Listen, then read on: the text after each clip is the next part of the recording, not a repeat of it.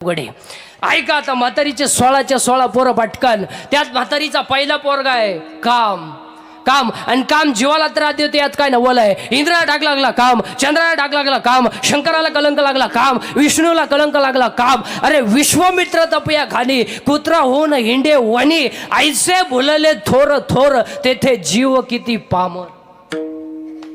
दाढी जमिनीला टेकली होती विश्वामित्राची दाढी. 60,000 वर्ष तपश्चर्या केली होती गड्यानं, दुपार नाही. 60,000 वर्ष 60,000 वर्ष तपश्चर्या केली आणि त्याला वाटलं इंद्रपद आपल्याला मिळणार. अहो इंद्राला सुद्धा भीती वाटली. इंद्र दाढीला हात लावून बसला. याचा जर कार्यक्रम झाला तर उलट होईल. एक नाचणारी बाई आली नर्तकी, त्याली इंद्र महाराजांना म्हणली व्हायर बिकम नर्वस. हे सांगितलं कॉम्प्लिकेटेड केस. सांगितलं व्हॉट द प्रॉब्लेम. हे सांगितलं प्रॉब्लेम डेंजरस. म्हणले काय. याची जर तपश्चर्या पुरी झाली माझा कार्यक्रम संपला. ती म्हणली don't worry about it, do not irritation, work is depends upon मी. तिने सांगितलं काळजी करू नका, माझ्यावर जबाबदारी सोडा. ती गेली ब्युटी पार्लरला. ब्युटी पार्लरला गेली. तिने एका पायात साळ बांधला आणि त्याच्या पुढे आपटला. त्याची दाढी जमिनीला टेकेल होती, डोळेच उघडले त्याला. तो म्हणला बास इश्क है मेरी जिंदगी. ती म्हणली पागलपणा करू नका, साधू आहे तुम्ही, तुम कुछ भी कहो, तुम्हारे बिना मैं जी नहीं सकता. अगर तू ना मिली तो मैं रेलवे के नीचे सो जाऊंगा. इश्क है मेरी जिंदगी है, फूल है गुलाब का. ते प्रेम करणारे पोरं नव्हते. गुलाबाचं फुल नका देत जाऊ रे, ते लय बारीक आहे. सूर्यफूल देत जाऊ. ते सांगितलं इश्क है मेरी जिंदगी आहे. ती म्हणली पागलपणा करू नका, दाढी काढून टाका. काढली ना दाढी काढली, जीन्स पॅन्ट घातली आणि पुण्याचा क्षय झाला. पापात मग पापा नरका जायचे, परिपावीचे शुद्ध पुण्य दव्याद्यात उभी आहे. कुत्रा झाला आणि तिच्या पुढं निघाला. ती गेली इंद्र महाराजांना म्हणली इंद्र महाराज दाढीचा हात काढा, वर्क इज कम्प्लिटेड. का ज्याची भीती वाटत होती तो कुत्राच झाला. पुरावा विश्वामित्र तपया खाली कुत्रा होऊन हिंडे वणी, ऐसे बोलले थोर थोर तेथे जीव किती पामर. आणि या म्हातारीचा पहिलाच पोरगा आहे. म्हातारीचा पहिला पोरगा आहे काम. म्हातारीचा दुसरा पोरगा आहे क्रोध. आणि पाया पडून सांगतो आजची कीर्ता सगळ्या वाचणाऱ्या माणसांना, राग आकळा. रागाच्या भरात वाईट कृत्य करू नका. खून करायला काय 2-4 दिवस लागत नाही. मर्डर करायला काय दुपार लागत नाही. आता एखाद्याला म्हणलं तुला 2 लाख देतो महाराज, कीर्तन संपल्यावर बोकस ओकशील ना तो. म्हणजे 2 लाख खर्चायचे कावा. राग आकळा. भावाची गाडी वावरातून गेली, जाऊ दे, त्याला म्हण भाऊ प्यारलंय, नेऊ नको. हट्ट्याच्या डोक्यात दगड घालतोय. एक मेला एक जेलमध्ये गेला, वाडा संपला ना. राग. महिला मंडळ तुमचंही असंच. काही नवरा बोलला मी निघून जाईन. कुठं जाईन तुम्ही जाशान कुठं. तुमच्या बापाच्या घरी त्यालाच भाकरी मिळा ना. तुम्ही जाशान कुठं. माणसं नुसती पिकली बारा. सीताफळ पाहिलं ना तुम्ही, दाबलं का मध्ये जाते. तशी माणसं नुसती पिकली. आता जर एखाद्याला म्हणलं टाळ नीट असो, तो म्हणता मला म्हणला हा टाळ तू उलट तिकडं. परत जर देवळा कधी स्लोन माय बापच सुद्धा नाही. राग कळा. एक वाक्य सांगू का, 2 मिनिटाचा राग तुमचं जीवनही संपू शकतो आणि 2 मिनिटाचा राग तुम्हाला देवही बनवू शकतो. कामाची कोंतवालयाने नग मिलवताने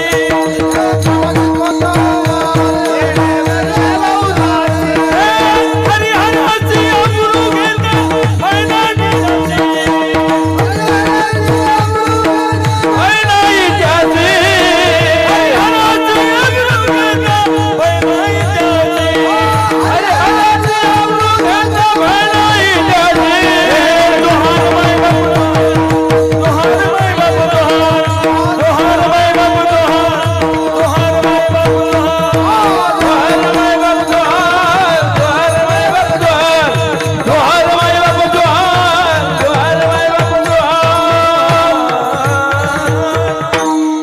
पहिला पोरगा आहे काम. म्हातारीचा दुसरा पोरगा आहे क्रोध आणि म्हातारीचा तिसरा पोरगा आहे लोभ.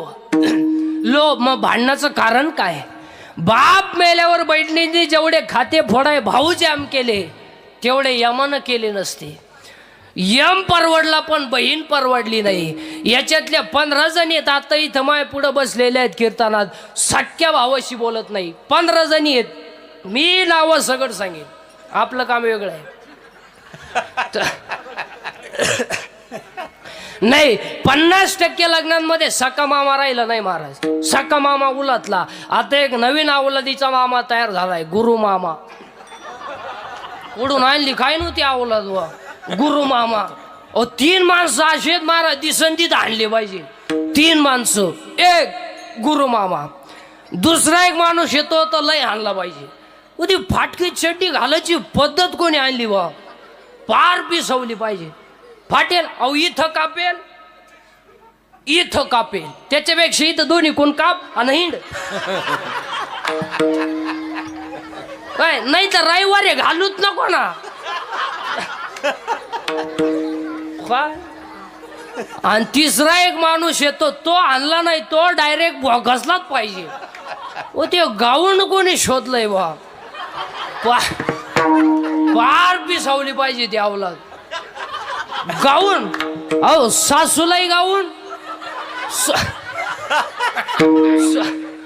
सुनालाही गाऊन. अहो, सासू झाडाला पाणी घालीत होती, पोर कामावरून आलो. ओये, तिला डोळे दाबून म्हणता ओळख बघू, तिला कान फटाव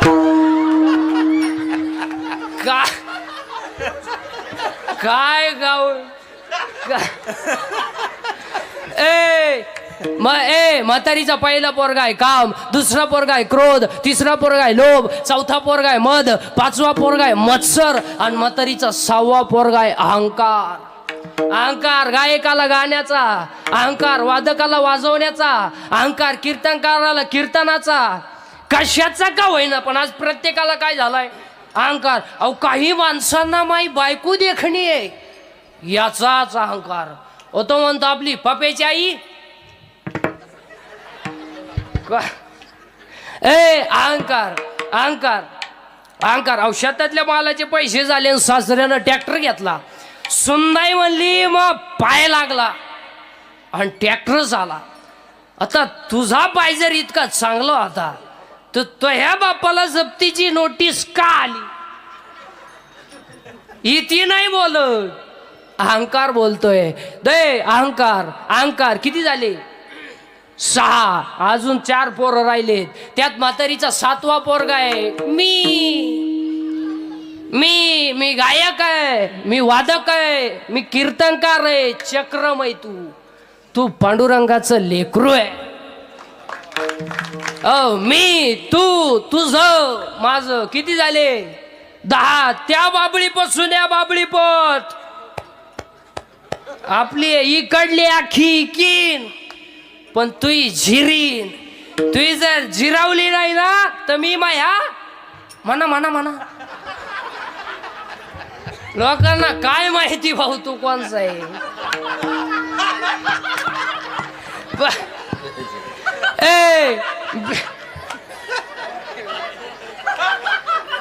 मी तू तुझं माझं, महिला मंडळ मी आहे म्हणून राहिले.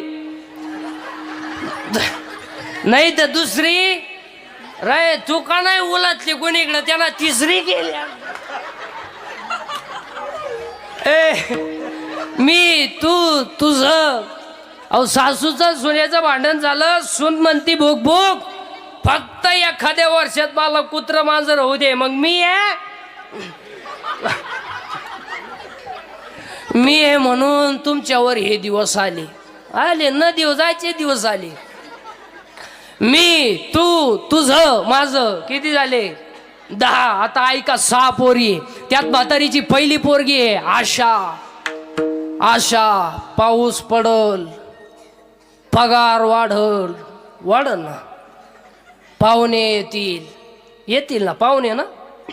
रेंज गेली कायची, रेंज बायका मिळाना.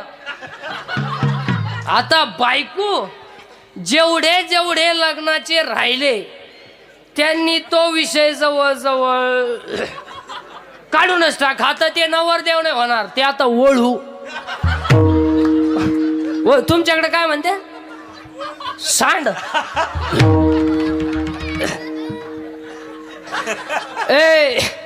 बायको नाही मारा जातं. तुम्ही हायवे टच 1 एकर जमीन घेऊ शकता, बायको नाही.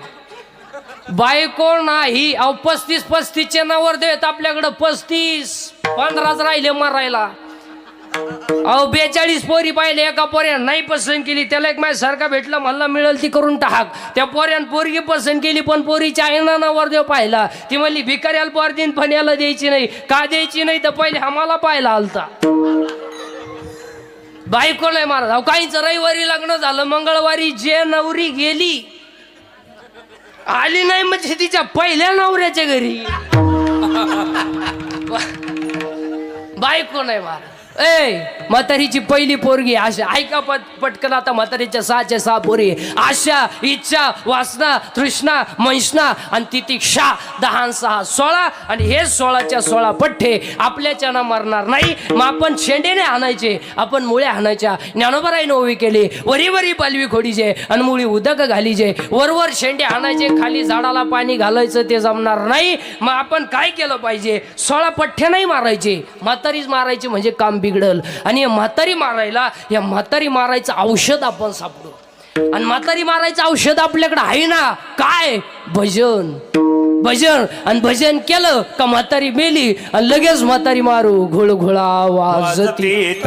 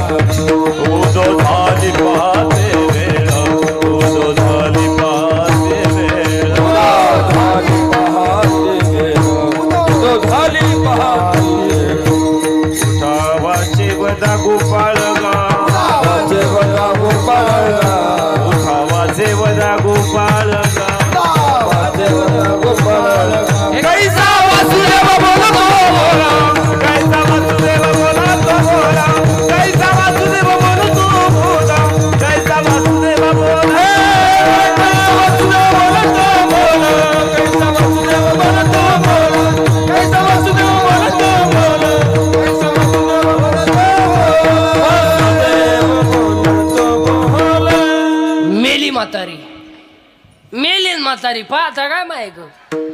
मग ती वेळेला एका गपक्यात कशी काय म्हातारी मेली? कारण म्हातारी घाबरत होती भजनाला, आणि भजन केल्यामुळं म्हातारी मेली. आणि म्हातारी मेल्यामुळं आता आपल्याला मुलगा झाला. त्या मुलाचं नाव बोध. आणि तो बोध नावाचा मुलगा ज्ञानोबाराय म्हणतात मला निवृत्ती नाही त्यांच्या कृपेने झाला. आणि मला लग्न न करता 4 मुलं झाली. ज्ञानराज माझी योग्याची माऊली, साधकाचा मायबाप, ज्ञानाबाई माझी अनाथाची माय आणि योगशास्त्र देती गाई. पहिला मुलगा वेद, दुसरा मुलगा योग, तिसरा मुलगा साधक, चौथा मुलगा अनाथ. पहिल्यासाठी अमृतानुभव, दुसऱ्यासाठी चांगदेव पासुष्टी, तिसऱ्यासाठी ज्ञानेश्वरी, आणि तुमच्या माझ्या सर्वांसाठी ज्ञानोबारायनं हरिपाठ लिहिला. आणि आजच्या कीर्तनात पाय पडून सांगतो, कोणताही ग्रंथ वाचा नाही तर वाचू नका, पण हरिपाठ केल्याशिवाय मरू नका. आणि आज कीर्तनाला घेतलेला अभंग हा हरिपाठातील 16व्या क्रमांकाचा आहे. ज्याची माया नावाची म्हातारी मेली, बोध नावाचा मुलगा झाला, ज्ञान आलं, आणि ज्याची बुद्धी हरीच्या चरणावर स्थिर झाली.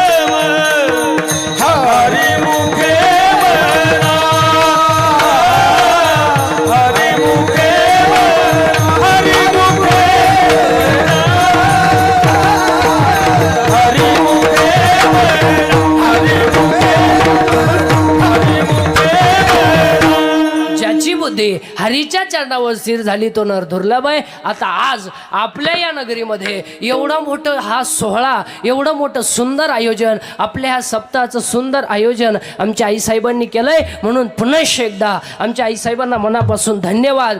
आणि आता माझं कीर्तन आमच्या आईसाहेबांनी ठेवलं म्हणल्यावर त्यांना 100 वर्ष भेव नाही. नाही, माझ्या कीर्तनाचे खुबी महाराज, माझं कीर्तन जर वाढदिवसाला ठेवलं तर तो माणूस 100 वर्ष जगतोय. माझं कीर्तन जर दुकानच्या उद्घाटनाला ठेवलं तर वर्षात दुसरं दुकान होतंय. माझं कीर्तन जर वास्तुशांतीला ठेवलं तर वर्षात दुसरा बांगला होतोय. आणि माझं कीर्तन जर लग्नात ठेवलं बाकीचे विचार तुम्ही घरी गेल्यावर करा. पण भगवान बाबांची कृपा आहे की आज आमच्या आईसाहेबांचं दर्शन या ठिकाणी झालं. म्हणून पुन्हा एकदा आमच्या आईसाहेबांना मनापासून धन्यवाद. आणि आजच्या या कीर्तनामध्ये सगळ्या तरुण पोरांना फक्त एकच उपदेश करेल, गळ्यामध्ये पवित्र तुळशीची माळ घाला, कपाळाला गंध लावा. आपण आवारगवार माणसं नाही आहेत, 96 कुळी खानदान घराण्यातली माणसं. हो, हे रक्त काय भांगार भोंगार नाही. हे रक्त माहिती तुम्हाला कसं आहे.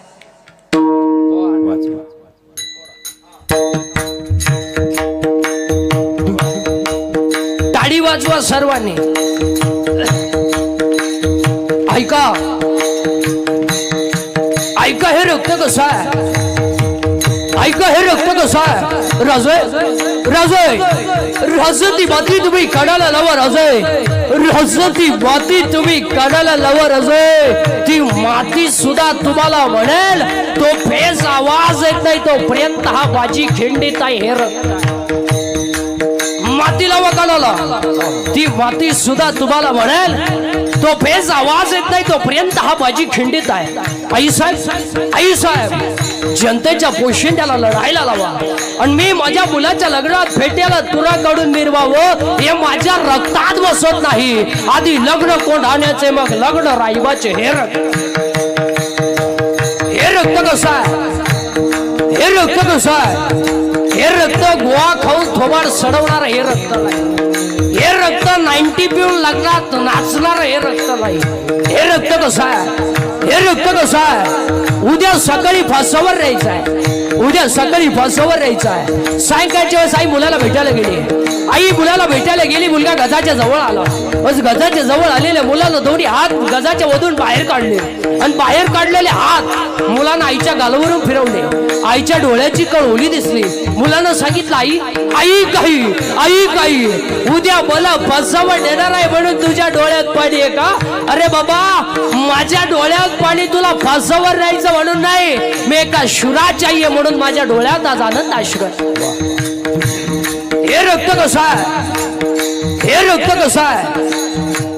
हे रक्त कसं आहे. वय होतं 23 वर्ष 5 महिने 26 दिवस. वय होतं 23 वर्ष 5 महिने 26 दिवस. आणि दिलं फासावर नाव होतं भगतसिंग. हे रक्त कसं आहे.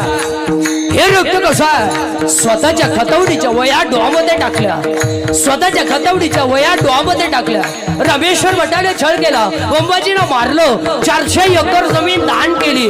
400 एकर जमीन दान केली. स्वप्न पडलं. बाबाजी चैतन्य आले. डोक्यात हात ठेवला. माक्षुद दशमी आली. अनुग्रह झाला. वयाच्या 42 वर्ष समाजाने छळ केला, पण जगाच्या बापाने विमान पाठवलं. हे रक्त कसं आहे. हे रक्त कसं आहे. आई बापांना ध्यान प्रायश्चित्त घ्यावं लागलं तेव्हा जगाच्या ज्ञानेश्वरी तयार झाली.